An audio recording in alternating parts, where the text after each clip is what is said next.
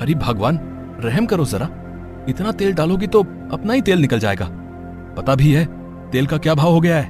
अब माफ करना जी, मैं तो भूल ही गई थी। अब वो क्या है ना, पनीर में जब तक बढ़िया से तेल ना बढ़े तब तक स्वाद कहाँ आता है।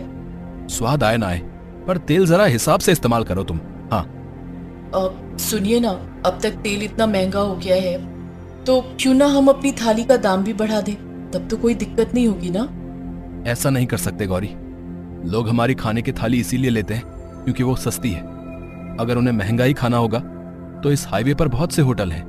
अरे पर तेल तो उन होटलों के लिए भी महंगा हुआ होगा ना, और मैंने सुना है कि उन्होंने अपना खाना और पहले से और भी महंगा कर दिया है, तो हम भी थोड़े बहुत पैसे तो बढ़ा ही सकते हैं ना। अपनी पत्नी गौरी की बात मानकर राकेश अगले ही दिन से अपने ढाबे पर बिकने वाली खाने की थाली के दाम थोड़े बढ़ा देता है। साथ ही गौरी भी खाना बनाने में तेल का इस्तेमाल पहले से कम करती है। गौरी और राकेश के 2 बच्चे थे, एक बेटा और एक बेटी, जिनके बेहतर भविष्य के लिए दोनों कड़ी मेहनत कर रहे थे। लेकिन तेल के बढ़ते दाम उनके रास्ते का रोड़ा बन गए थे। फिर एक दिन, गौरी मैं जाकर घर से सारी सब्जियां उठा लाता हूँ। अभी दोपहर है तो शायद ही कोई आए। आप चिंता न करो जी, कोई आएगा तो मैं संभाल ही लूंगी। आप आराम से जाओ, और मैं तो कहती हूँ थोड़ी देर आराम भी कर लेना। सुबह से लगे हुए काम में, शाम को आना तो बच्चों को भी साथ ले आना।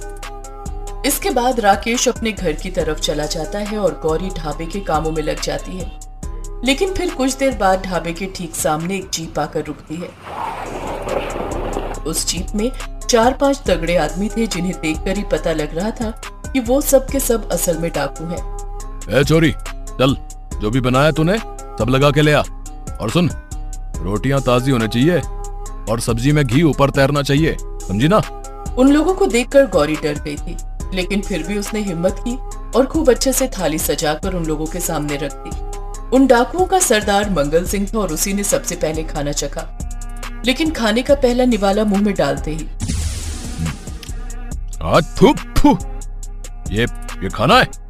अबे ये कहां से ले आया? मालिक वो ये जगह सुनसान थी तो बस इसीलिए। तुझे बोला था ना खाना बढ़िया देने को। खाना बढ़िया ही है साहब, एकदम ताजा, रोटियां अभी सेकी है मैंने। और ये सब्जी? अरे पनीर बनाया था तो थोड़ा तेल भी डाल देती इसमें। ऐसा लग रहा है बस उबाल के लिया इस सामने। ए भाई चलो यहां से, आगे चलकर खाएंगे कहीं।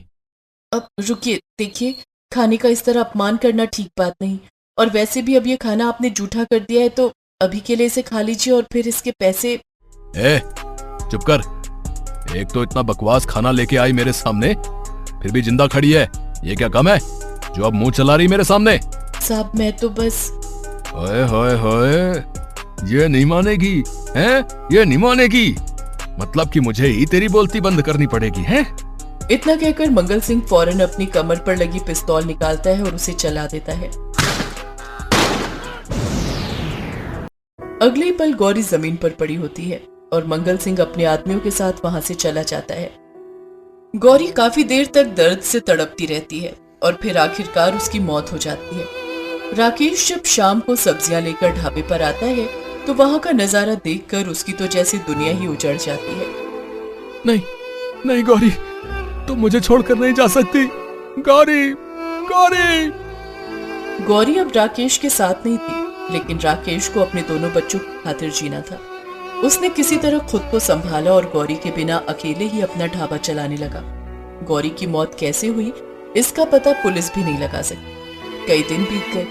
राकेश के ढाबे की हालत पहले से भी खराब हो गई, क्योंकि तेल के दाम अब पहले से भी ज्यादा हो गए थे और खाने वालों को खाने का स्वाद बढ़िया ही चाहिए था। फिर एक दिन। हाँ जी साहब, क्या खाएंगे? अब मेरे पास, आपके पास जो भी है उसे रहने दीजिए। इतना बढ़िया बारिश का मौसम है तो जरा जल्दी से 4 प्लेट गर्मा गर्म पकौड़े तल दीजिए, और हाँ 4 चाय भी। हम गाड़ी में ही हैं, जब बन जाए तो आवाज लगा देना। इतना कहकर वो लड़का वापस अपनी गाड़ी में आकर बैठ गया, लेकिन राकेश को बड़ी परेशानी में डाल गया। तेल महंगा होने की वजह से राकेश के गोदाम में उस वक्त पकौड़े तलने लायक तेल था ही नहीं, लेकिन ग्राहक को मना करने की हिम्मत भी उसमें नहीं थी। गौरी, आज तुम मेरे साथ होती, मुझे पता है तुम इस मुसीबत का कोई ना कोई हल निकाल ही लेती। गौरी का नाम लेते ही राकेश की आंखों से आंसू बहने लगे, लेकिन तभी कुछ ऐसा हुआ जिसकी उम्मीद राकेश को बिल्कुल भी नहीं थी। बाबा बाबा। अरे राजू, तू गिर कैसे गया? मीना, तू क्या कर रही थी? बाबा अभी तो अच्छे से खेल रहा था, पता नहीं कैसे गिर गया। अरे ये पानी, अरे ये छत से पानी की जगह ये क्या गिर रहा है बाबा? देखो ना कितना चिकना है ये। राजू इसी की वजह से फिसला है। राकेश ये देखकर चौंक जाता है कि उसके ढाबे की छत से बारिश का पानी नहीं बल्कि खाना पकाने का तेल टपक रहा था। राकेश फौरन ढाबे से बाहर निकल कर आया तो उसने देखा कि ये उसका वहम नहीं बल्कि सच्चाई थी। ढाबे के अलावा हर जगह पानी की बरसात हो रही थी, लेकिन उसके ढाबे पर पानी की जगह आसमान से तेल बरस रहा था। राकेश ने फौरन उस तेल को एक बड़े से बर्तन में इकट्ठा किया, फिर उसे अच्छी तरह से जांचने के बाद ये कैसा करिश्मा है? ये तो सच में खाना पकाने का तेल है, और वो भी एकदम बढ़िया क्वालिटी का। क्या हुआ और कैसे हुआ ये सब राकेश ने फिर नहीं सोचा और फटाफट उस तेल में बढ़िया पकौड़े तलने शुरू कर दिए। उसके ग्राहकों को पकौड़े बहुत पसंद आए और वो उनके बदले राकेश को बढ़िया पैसे भी देकर गए।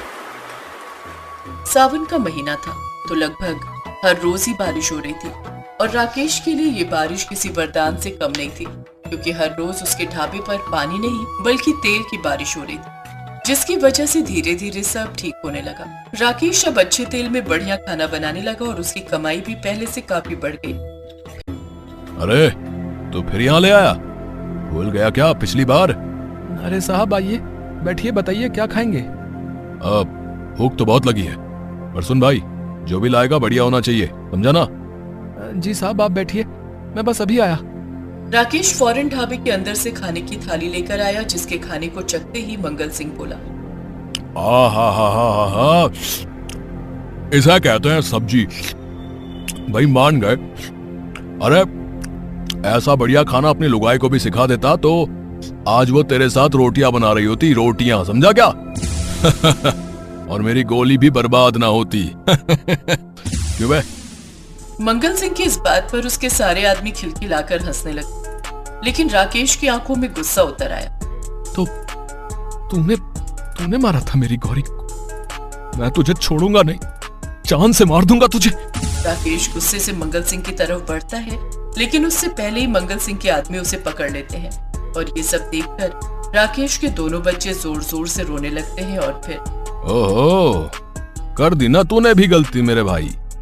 अच्छा भला जी रहा था, अब खुद भी मरेगा और अपने बच्चे भी ले जाएगा साथ में। इतना कहकर मंगल सिंह ने अपनी बंदूक राकेश की तरफ तान दी, लेकिन तभी वहां तेज हवाएं चलने लगी और फिर देखते ही देखते तेज बारिश शुरू हो गई।